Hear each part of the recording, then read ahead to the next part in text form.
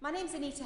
I'm the Deputy Director of the National End of Life Care Programme team, and delighted to be here today to have the opportunity of this afternoon's session after this morning focusing with the Cancer Action team on cancer, that we're now going to take a wider view this afternoon and focus on end-of-life care.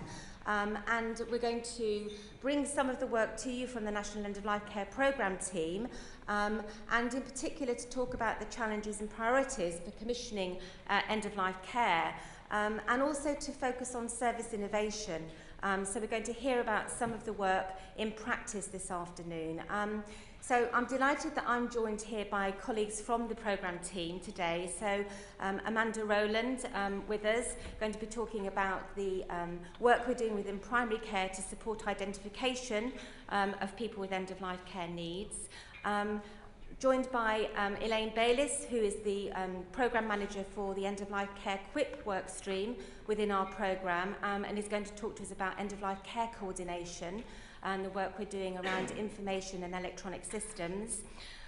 We're also going to be joined later on this afternoon by Dr. Julian Abel, who's a palliative care consultant and also the end-of-life care clinical lead for the South West. So Julian's going to be talking to us about transforming end-of-life care within acute hospitals. And then also this afternoon we're going to be joined by Jane Moore from NICE, one of the NICE implementation consultants. And again, Jane's going to be talking about the quality standard for end-of-life care and also the commissioning and benchmarking tool. So welcome to all of you, and thank you very much for your time this afternoon. What I'd like to do before we move on with this afternoon's procedures really is to set the context and to think about the challenges of end-of-life care.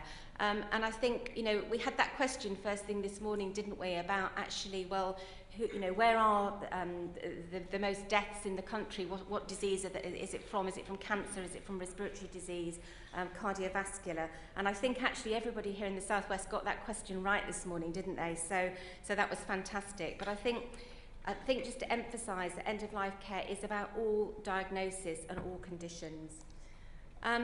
So just to orientate ourselves in terms of the size of the challenge, I think, and again, this may be a slide that some of you will be familiar with, but in terms of sort of looking at past trends of the numbers of deaths and the actual and projected deaths out to 2030.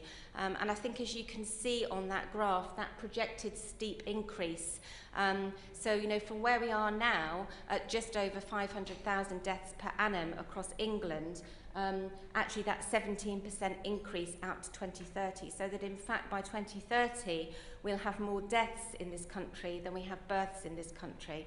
So to begin to think about the size of the challenge that we have, and to think about that in the context as well of the ageing population, which again I think, you know, we're all very aware of the ageing population and what that demographic change is doing and that challenge it's providing. But actually if we look at the green bars on this chart, you know, you can see the older age group, so you can see the over 85s and the increase in the number of over 85-year-olds that we will have by 2030, and actually looking at that increase so that actually by 2030 we'll have 2.3 million people in the country over the age of 65.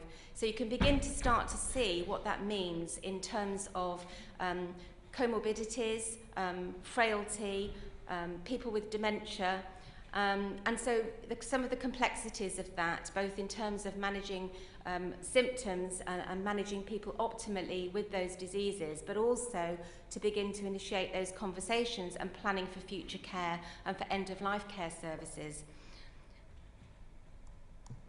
So, changing landscape. We've talked a lot today about the changing landscape. I think from an end-of-life care perspective, I think, you know, just sort of charting some of that progress over time really. So 2003, and I could go back a long way, but 2003, building on the best, the National End of Life Care Programme 2004 to 2007, focusing on taking forward end-of-life care from specialist palliative care into generalist palliative care services, so into general services, taking forward and promoting the use of the gold standards framework, preferred priorities for care, Liverpool Care Pathway for the dying patient. So actually starting to raise the profile of end-of-life care services and to take it from the domain of the specialist services in terms of ensuring that everybody understands their role and responsibilities in relation to provision of high-quality end-of-life care. So 2008, the end-of-life care strategy for England.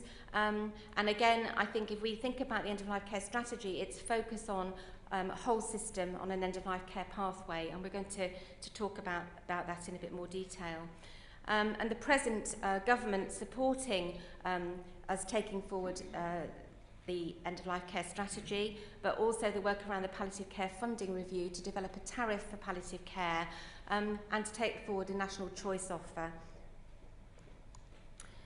So new commissioning arrangements, and again I think no easy answers to where end-of-life care will be commissioned, but I think, you know, just for us to be thinking about the relationships and around how the health and wellbeing boards will have a role in commissioning end-of-life care. You know, where will it sit within the Joint Strategic Needs Assessment? Where will it sit at CCG and CCG cluster level?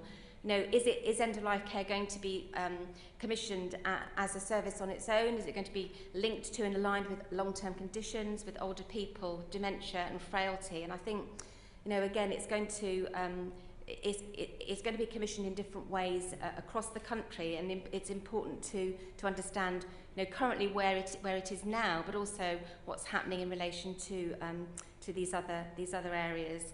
End-of-life care intelligence network profiles.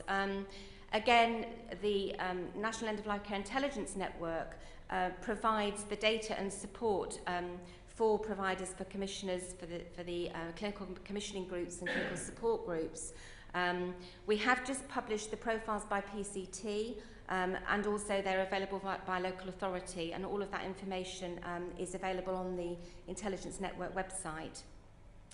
The End-of-Life Care Programme, again over the last 4 years, has been working with a range of partners to develop, again, good practice guidelines in terms of the Routes to Success series. So working in terms of looking at what does good end-of-life care look like in the context of care homes, acute hospitals, primary care, working right across the spectrum around providing information for commissioners. And as we're going to be hearing again later this afternoon, the work around the quality standard and the palliative care funding review.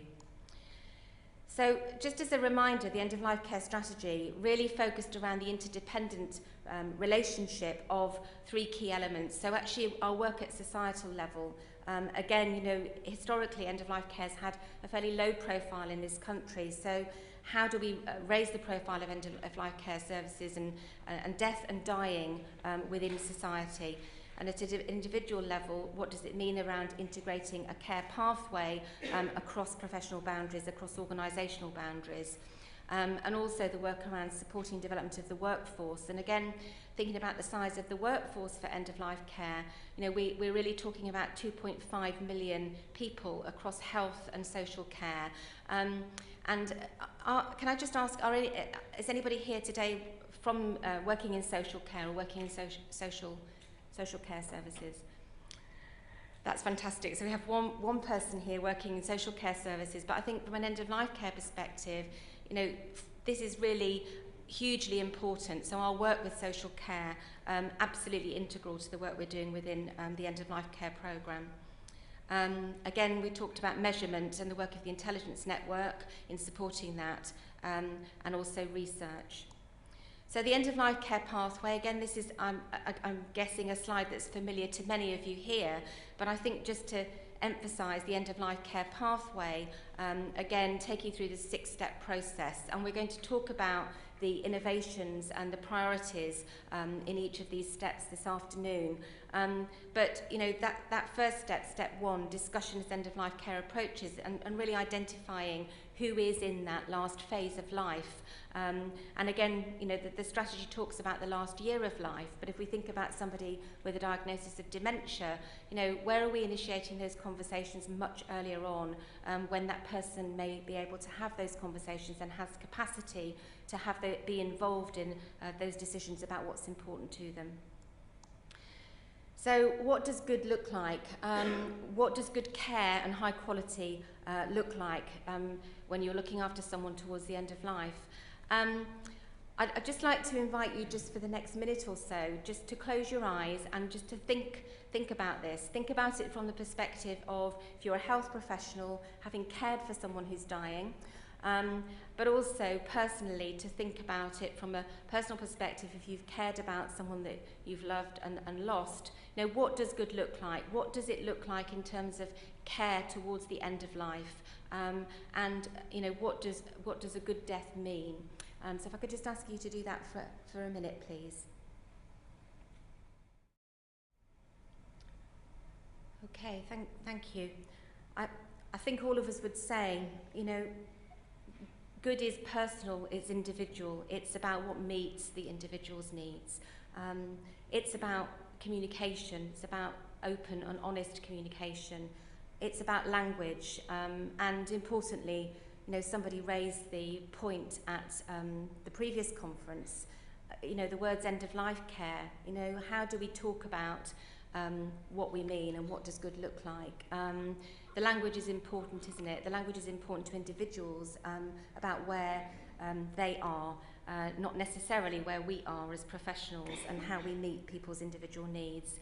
It's about having pain and symptoms well managed. It's about optimising the management of those conditions. And again, in the context of care in hospital, how do we manage uncertain recovery, and how do we begin to support end-of-life care? It's about information, it's about spiritual support, it's about care after death and bereavement support. So all of these things, importantly, about what does good look like? And I think just, again, the Dying Matters Coalition have just had a whole week on awareness raising about end-of-life care, about what does good look like, and small actions, big differences. And one of the things that's just been published is the Final Chapters, and Final Chapters book, which was a writing competition.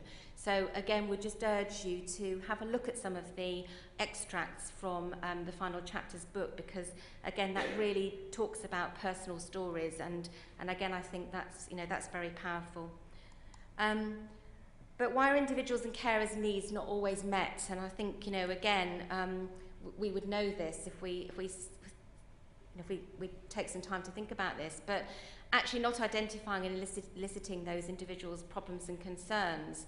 Perhaps services not available, individuals and carers not aware of services that might help them, and professionals not necessarily aware of existing services. Again, as we know, this is right across the whole system. So actually, if you're sitting in a primary care practice, you may be not aware of all of the services that are available within that surrounding locality. Poor communication and poor coordination of care, again, across professionals and across boundaries. The Voices report is due to be published in July, and that's the survey of bereaved carers across the country that's just taken place across the country. We've had over 45% return rate on that questionnaire. So when that report's published in July, that will give really, really good insight into the experiences of bereaved carers, again, to understand the importance of the experiences and quality of care. So end-of-life care is a national QIP work stream. Again, it doesn't sit in isolation. How does it relate across the other QIP work streams? But all those commitments in the end-of-life care strategy were about quality. But what about productivity? How can we make best use of resources and look at the provision of services in a place that people would choose to be, which, when we look at the survey results, between 50 to 70% of people say that they would prefer to die at home. Now we know that that changes, but when we actually look at that and we look at where currently most people die in this hospital, which is in an acute, in this country, which is in an acute hospital, we can see that there are opportunities there to improve both the quality of care, but also to improve cost savings. This is probably a bit small, but actually looking at those KPIs, those key performance indicators for the Quick Work programme, so increasing the numbers of deaths in usual place of residence, and also the KPI 2, reducing the number of hospital admissions of 8 days or more, which end in death. Again, looking at the clinical need for an individual and their preferences, and Julian Abel will be talking this afternoon about the work that's being undertaken in acute hospitals to both look at quality but also to look at actually how we can support preferences for care. The Quick KPI 2 is being tested in 5 hospitals across the country. It's not an indicator that's out there across all hospitals at the moment. And then KPI 3, which is about reducing emergency admissions, again in the last year of life, and that's looking at a range of indicators, and that's just being developed at the moment. So where are we now? And again, you can see progress being made across the country in terms of achieving the death in usual place of residence. So this is both at home and in a care home for that indicator. Currently, we are just over that 41.3% in Q3 of 11-12. We're just awaiting the validated data for the next quarter, which again is showing that we're going in the right direction and making real progress. So a lot of innovation here in terms of interventions, but also really the fundamentals and basics in place around end-of-life care.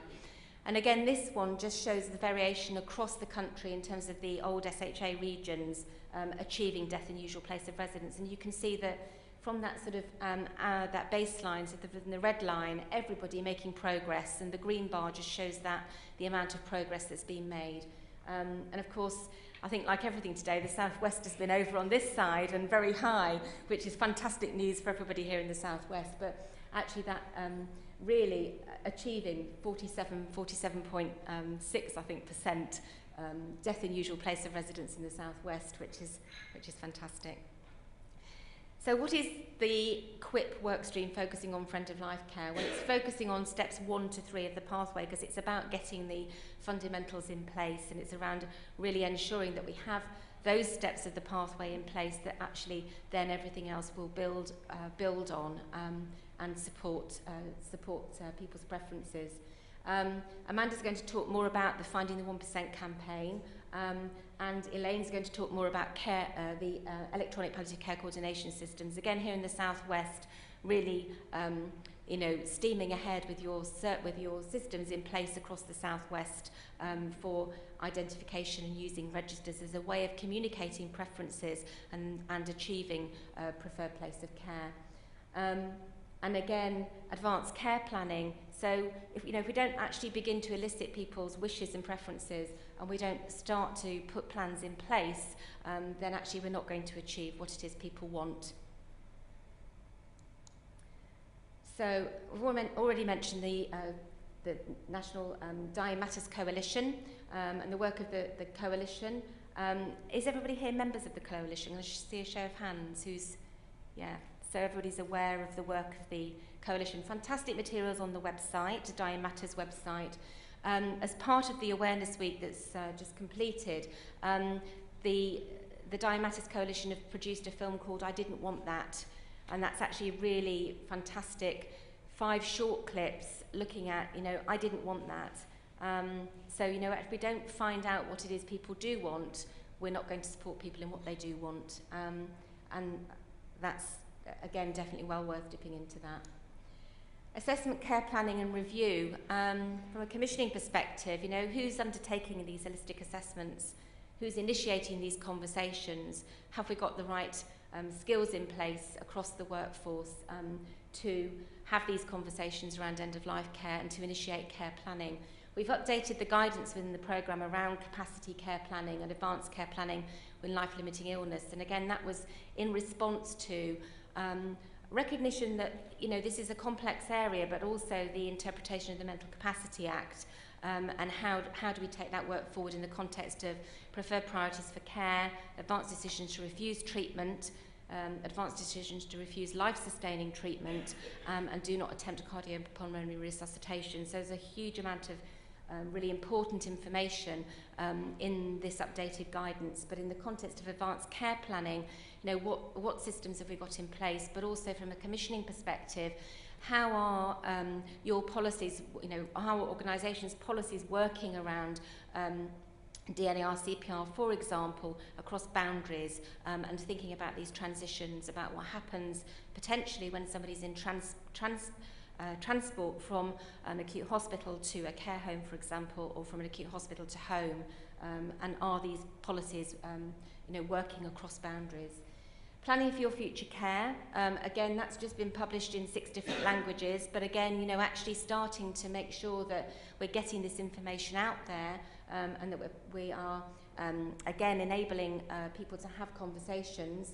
The Thinking and Planning Ahead guidance, which is actually a whole training programme around advanced care planning, and that was developed with Nottingham University in partnership with an older peer education group around work that was going on within communities to raise the profile around advanced care planning. But again, equally helpful guide and tool for professionals.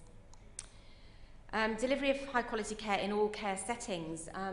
And again, the Routes to Success series works right across all care settings. So we've got the 6-step pathway, but in place in care homes, the work we've done within acute sector, domiciliary care, the prisons, care for the homeless. So actually looking at ensuring we've got high quality care right across the board. And again, although these guidance documents have been developed with partners and from a provider perspective, I think the question there for commissioners is how do we assure that we have, you know, the quality that's described within the Routes to Success being translated within our service contracts and specifications. So again, thinking about the context of the quality standard, as we'll be hearing more about this afternoon. The how-to guide. Again, this is the work that we're doing within acute hospitals, and you're going to hear much more about that this afternoon. But this is people saying, you know, we've got lots of the what, but how do we put this into practice? How do we put this in end-of-life care into practice in the context of a busy acute hospital when the focus, you know, is on cure? And you know, how do we actually get this profile around end-of-life care, and how do we translate the implementation? This work was done in partnership with the NHS Institute for Innovation and Improvement, and it aligns with the productive wards. So it focuses on those key enablers, but it focuses on an improvement programme from where those wards and organisations are, from their starting point to improvement. And it just brings into one place all of the resources that's required, along with the education and training that will support implementation into one place. And there are 26 hospitals currently working with this programme across the country, supported also with improvement metrics around measurement for improvement. And Chris Sutcliffe is here with us today, who's supporting the work programme and the 26 hospitals. And we're going into a next phase of that work now in terms of cascading and sharing the improvements. And I think, again, Julian will talk about that this afternoon. So right people, right skills.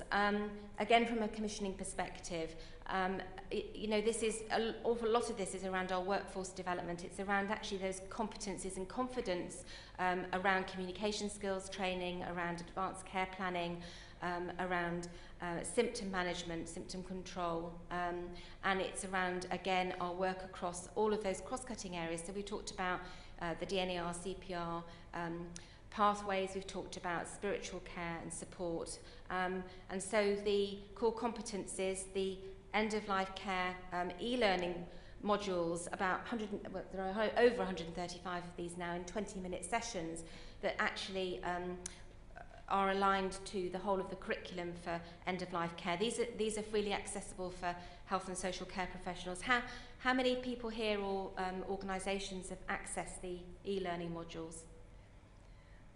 So perhaps about 10% of hands going up.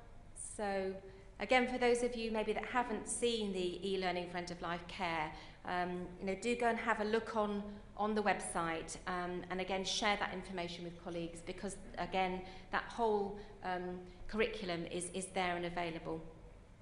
And again, from a commissioning perspective, I think this is not about, this is also about actually looking to see where those resources exist and how they can support talk programmes and workforce development. So where are we now? Well, within the programme, we are working on, again, developing a web-based resource to support commissioning. And again, this is about not reinventing wheels. It's about working with our colleagues in NICE who have published the NICE quality standard and published the commissioning guidance and benchmarking tool. But it's a little bit, as Di was saying this morning, there are all sorts of information out there in terms of draft service specifications, profiles, good practice examples. There's an awful lot of information on the commissioning pages of the programme website, so we are busy working through all of that to bring that into a single web-based resource that will support commissioners taking that work forwards. Again, to provide a one-stop shop, it's to make this easy access and be good to hear from you this afternoon about what you think is important to be included in there, whether you think this, this is the way forward in terms of us continuing to provide the right support, if there are other things we need to do. I think as well important nationally that we're working in partnership with the Royal College of General Practitioners, with our partners in Macmillan, Marie Curie, National Council for Palliative Care and Help the Hospices, so that again what we're producing is something in partnership. We're not all going off producing commissioning support resources individually. We're going to be building this web-based resource based around the clinical commissioning cycle, so taking forward a four-stage approach. Again, really taking and adopting the RCGP urgent and emergency care whole systems approach, recognising again for end-of-life care this has very much got to be whole systems. So building the web-based resource in such a way that it's tiered and you can access different examples of good practice, service specifications at each aspect of the cycle, and again be interested in your views as to whether that's helpful. So based on a whole system, based on the end-of-life care pathway, focusing on generic end-of-life care services within the community, access to services day and night, so 24/7 access, and drawing together the best service specifications, models and intelligence population modelling approaches. You've got quite a few handouts in the delegate packs today, one of which talks about the end-of-life care modelling tools, and we've developed some modelling tools with systems providers that have, again, we've run a series of masterclasses and early adopter sites across the country have tried and tested those tools, which, having benchmarked, will then support you in looking at your service redesign and intervention. And there are some case studies within the packs that just demonstrate where CCGs have used the modelling tools to develop their end-of-life care strategies going forwards, and workforce education and training. So that's just the screenshot of the end-of-life care intelligence network. Again, a huge amount of information and resource available there. Both looking at the thematic reports in different disease sites, so looking at respiratory conditions, renal. I think we've got copies of the recent report for liver disease on the back table. We've also just published the What We Know Now That We Didn't Know a Year Ago, and again, I think, as we'd all recognise here, we've actually had lots of end-of-life care information, but in data, but in different pockets. We're now beginning to bring that together through the intelligence network and really translate that into intelligent information that we can make sense of. And the What We Know Now report certainly does provide that snapshot within all different sectors across the community. So some really useful information in there from a social care and health perspective. So just in summary, we also looked at 7 PCT areas across the country, really did a deep dive in terms of what did success look like and how could we provide high quality end-of-life care across a whole system. And these were, again, not ranked, but the critical success factors. And I'm not going to read through these, and I don't think there would be perhaps be surprises here for people to look at these critical success factors, but I think to come back to those this afternoon as we discuss on the tables about, okay then, so if these are the critical success factors, what does good end-of-life care commissioning need to look like as we go forwards? I think also, importantly, they're recognising the use of facilitator roles. The programme supports an end-of-life care facilitator network across the country, and we're working with around 250 end-of-life care facilitators currently who are, again, providing a whole range of support to local implementation, whether that be in training roles specifically for some of the end-of-life care tools, or whether that's in a wider remit within the commissioning area, or whether it's actually working across the whole range of providers, and training and support to deliver end-of-life care. That's the programme website, and also the Intelligence Network web link. We do produce a monthly programme newsletter electronically as well, which is available, and again, people can access that and sign up for email alerts so that you just get information, again, about what's new on the website in a timely way. So I'm going to finish there, and I'm now going to hand over to Amanda Rowland and Elaine Bayliss. And Amanda's going to come up, first of all, to talk to us about the Finding the 1% campaign. So now going to focus about commissioning for priorities for end-of-life care. So thank you, Amanda.